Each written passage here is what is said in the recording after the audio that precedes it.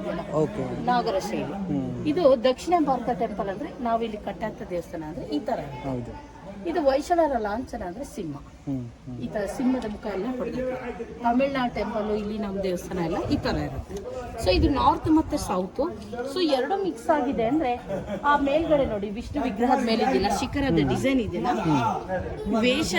ಈಗ ನೀವು ವೇಷ means Hoysala architecture style design ಅಂದ್ರೆ ಎರಡು ಮಿಕ್ಸ್ ಇದೆ ನೋಡಿ. ನಾರ್ತ್ ಅಂದ್ರೆ ಸೈಡ್ ಅಲ್ಲಿ ಇದೆ, ಇದು ಸೌತ್ ಇಂಡಿಯನ್ ಟೆಂಪಲ್ ಅಂತ ಹೇಳಿದ್ರಲ್ಲ ಅದು ನೋಡಿ ಅಲ್ಲಿ ಮಧ್ಯದಲ್ಲಿ ಇದೆ. ಸೊ ಎರಡು ಮಿಕ್ಸ್ ಆದ್ರೆ ವೇಷರ ಶೈಲಿ ಅಂತ ಕರೀತಾರೆ. ಅದು ಎರಡು ಮಿಕ್ಸ್ ಇದೆ.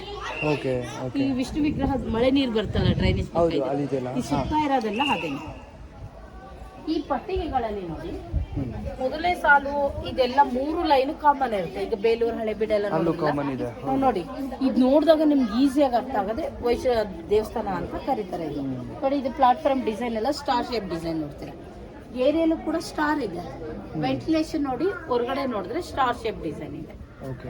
ಸೊ ಇವ್ರು ಯಾಕೆ ನಕ್ಷತ್ರಾಕಾರದ ಜಗಳ ಮೇಲೆ ಈ ದೇವಸ್ಥಾನ ಕಟ್ಟಿದ್ದಾರೆ ಅಂದ್ರೆ, ಸೂರ್ಯನಿಗೂ ಗ್ರಹಣ ಹಿಡಿಯುತ್ತೆ, ಚಂದ್ರನಿಗೂ ಗ್ರಹಣ ಹಿಡಿಯುತ್ತೆ, ಆದ್ರೆ ನಕ್ಷತ್ರ ಮಾತ್ರ ಗ್ರಹಣ ಹಿಡಿಯಲ್ಲ ಅನ್ನೋದಕ್ಕೆ ನಕ್ಷತ್ರಾಕಾರದ ಜಗಳ ಮೇಲೆ ಈ ದೇವಸ್ಥಾನವನ್ನು ಕಟ್ಟಿದ್ದಾರೆ. ಸೊ ಇದೆಲ್ಲ ಸ್ಟಾರ್ ರೀಸನ್ ಏನು ಅಂದ್ರೆ ಅದು. ಇದು ಮೊದಲನೇ ಸಾಲಿನಲ್ಲಿ ಅಂದ್ರೆ ಆನೆ, ಕುದುರೆ, ಹೂಬಳ್ಳಿಗಳು, ರಾಮಾಯಣ ಮಹಾಭಾರತದ ಕಥೆಗಳು, ಲಕ್ಷ್ಮಿ ಮತ್ತು ವಿಷ್ಣುವಿನ ವಿವಿಧ ರೂಪಗಳು, ಮೇಲ್ಗಡೆ ಅಂದ್ರೆ ಕಾಮಸೂತ್ರ.